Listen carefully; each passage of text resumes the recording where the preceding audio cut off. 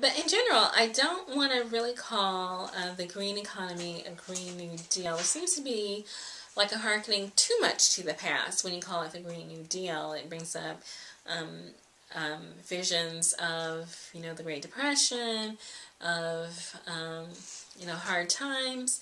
But again, we're experiencing some kind of similar setting.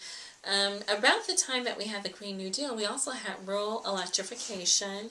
We had lots of highway building. We had a lot of people going to work or being put to work in an effort to bring our economy back to where it needed to be. So maybe for this recession, we don't need a Green New Deal. Maybe we need a Green New Adventure. We'll call it that.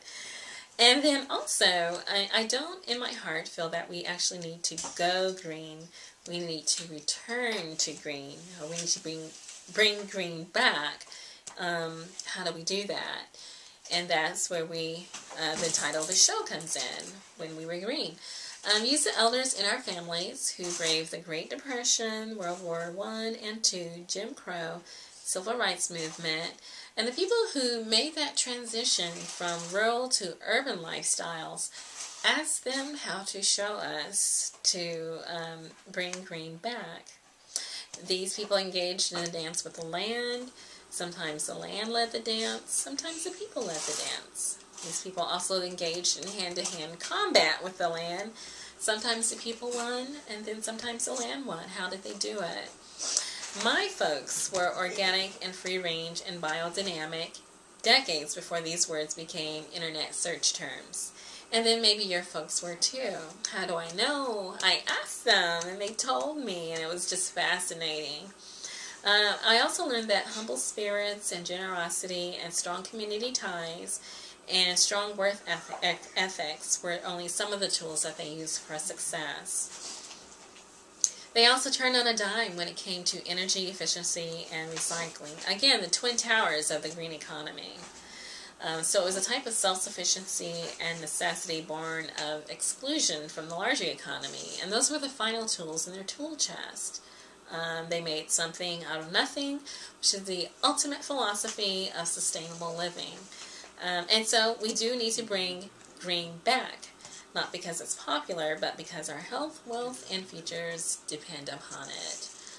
To tell the truth, it's not exotic or foreign to go green. It is not expensive or foo-foo to go green. It's common sense to go green.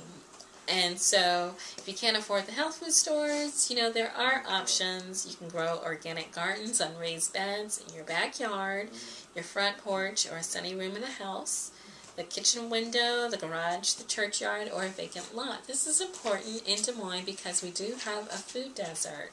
And I showed that on a handy map that I got from DART, where you can see in certain sections of the central part of the city going north to Euclid, and then coming back around to a large part of the south side, south of downtown. There is no full-service grocery store to serve the communities. You have to actually get in your car or take the bus some amount of distance, several miles away, in order to get fresh food. You can get it at Walgreens or the Gateway Market, but as I discussed previously, they're slightly more expensive at those stores than they would be at a regular grocery store. We do have a Trader Joe's that serves great food, again, on a pretty long distance away. If you do have a car, it's easy access. If you don't have a car and you're disabled or you're elderly or you can't haul groceries for a long distance, or you have several children with you, it might prove difficult, especially in the wintertime. And no one should really have to experience that. And so these are some options that have been tried and that may still work. We did learn from Bill Stowe that it's possible to arrange a garden lease with the Parks and Recreation Department. You call their number, I believe it's 283-4500 to inquire about that. It might be good to know for the spring. But if you can't afford the fertilizer or the plant food or the mulch, never fear, you can compose your kitchen and lawn plant refuse, like leaves, which we have plenty of here in Iowa, or in Des Moines. You can't afford bottled water or water filters. You can capture rainwater in barrels. They'll fill up fast in Iowa.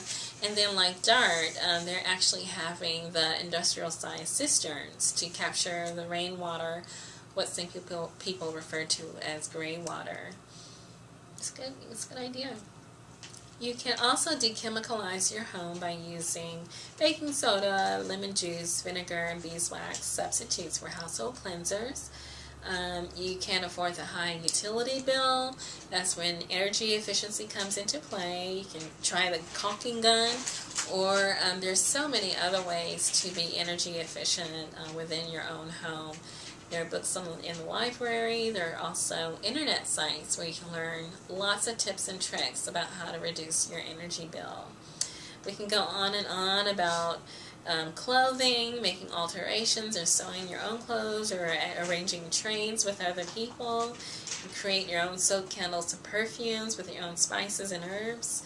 And then also just take a moment to interrupt the flow of conversation from the elders in your family, and just ask them. Just take a moment and ask them about the good old days, about the time when we were green, when we were organic, when we were biodynamic, when we were energy efficient, not because we actually necessarily wanted to, but it was just common sense. That was the way we were taught, and it seemed a good idea at the time.